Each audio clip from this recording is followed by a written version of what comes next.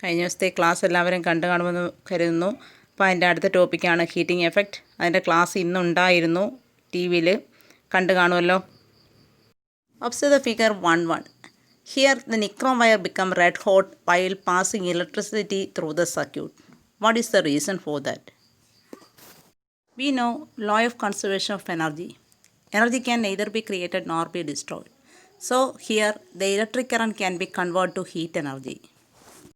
We know that current is the flow of electric charge in unit time. So we have to calculate current I equal to charge by time. That means Q by T. You know that the unit of current is ampere and the unit of charge is coulomb and the unit of potential difference is volt.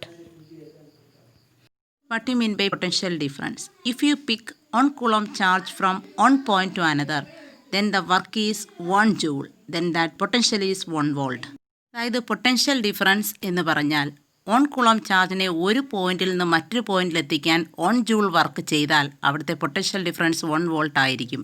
From this we have to write current I equal to Q by T and the work done W equal to Q into V. So power equal to work by time. From this P equal to QV by T. We know Q by T equal to current. So power P equal to IV. Power equal to V into I എന്ന് കിട്ടും. We know energy is equal to power into time. Substituting the value of power, so we get heat energy is equal to VIT. നമ്മൾ കുറച്ച് mathematical steps ആണ്. Ohm's law apply ചെയ്യുകയാണിത്.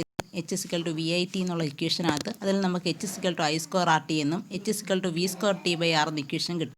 These three equations are very important for mathematical calculation. H is equal to I square RT, H is equal to VIT and H is equal to V square T by R.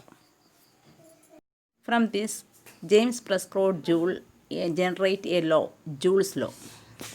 Joule's law states that the heat generated in a current carrying conductor is directly proportional to product of their square of current, resistance and time of flow.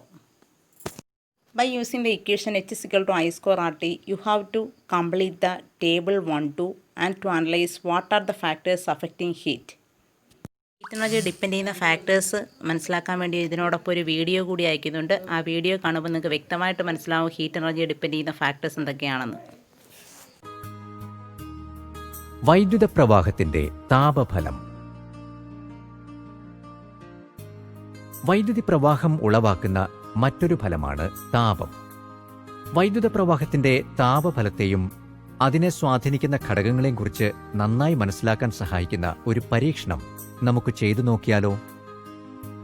ഒരു സർക്യൂട്ടിന്റെ ചിത്രം നോക്കൂ. ഈ സർക്യൂട്ടിലെ A, B എന്നീ 2 ബീക്കറുകളിലും 100 milli വീതം ജലമുണ്ട്. Beaker എയിലെ PQ നിക്രോം കമ്പിയാണ്. ബീക്കർ ബിയിലെ RS കോപ്പർ കമ്പിയും.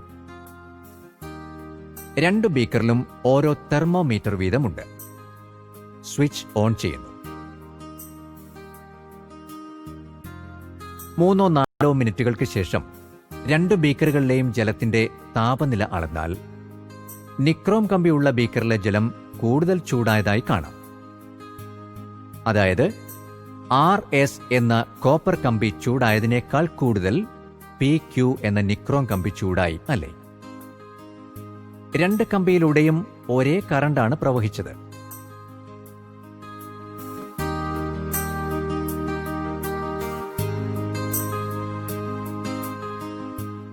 വ്യത്യസ്ത പ്രതിരോധമുള്ള ചാലകങ്ങളിൽ കൂടി ഒരേ കറണ്ട് പ്രവഹിച്ചാൽ പ്രതിരോധം കൂടിയ ചാലകം കൂടുതൽ ചൂടാകും.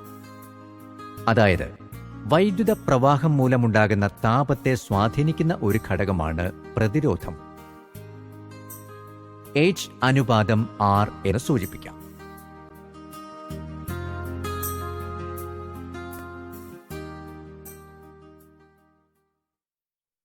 ഇനി 2 ബീക്കറിലും 30 ഡിഗ്രി സെൽഷ്യസ് ഉള്ള 100 മില്ലി വീതം ജലമൊഴിക്കാം. ഇത്തവണ കറണ്ട് 2 ആംപിയർ ആകുന്നു. ഇനി 3 മിനിറ്റ് തന്നെ സർക്യൂട്ട് ഓൺ ആക്കി വയ്ക്കാം.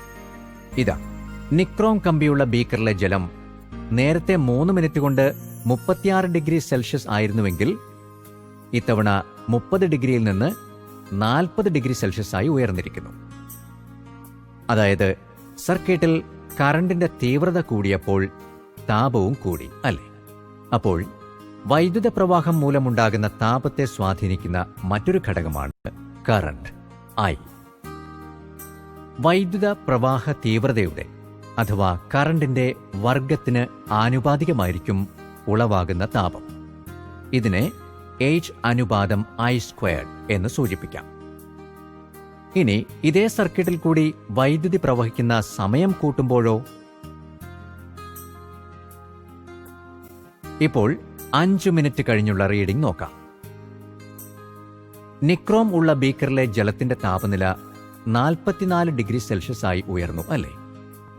കോപ്പർ കമ്പിയുള്ള ബീക്കറിലോ 37 ഡിഗ്രി സെൽഷ്യസ് ആണ് താപനില.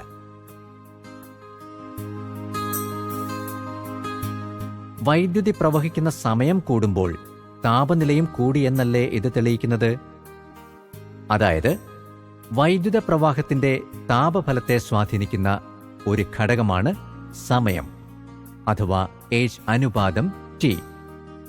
ഈ ആശയങ്ങളെല്ലാം കൂട്ടിച്ചേർത്ത് ജെയിംസ് പ്രെസ്കോട്ട് ജൂൾ എന്ന ശാസ്ത്രജ്ഞൻ ആവിഷ്കരിച്ച നിയമമാണ് ജൂൾ നിയമം എന്നറിയപ്പെടുന്നത്. ജൂൾ നിയമം അനുസരിച്ച് വൈദ്യുതി പ്രവഹിക്കുന്ന ഒരു ചാലകത്തിൽ ഉൽപ്പാദിപ്പിക്കപ്പെടുന്ന താപത്തിന്റെ അളവ് വൈദ്യുത പ്രവാഹ തീവ്രതയുടെ വർഗത്തിന്റെയും ചാലകത്തിന്റെ പ്രതിരോധത്തിന്റെയും വൈദ്യുതി പ്രവഹിക്കുന്ന സമയത്തിന്റെയും ഗുണനഫലത്തിന് തുല്യമായിരിക്കും. അതായത് H സമം I²RT.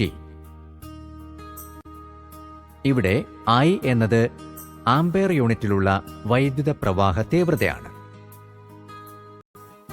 R ഓം യൂണിറ്റിലുള്ള പ്രതിരോധവും T സെക്കൻഡിലുള്ള സമയവുമാണ്.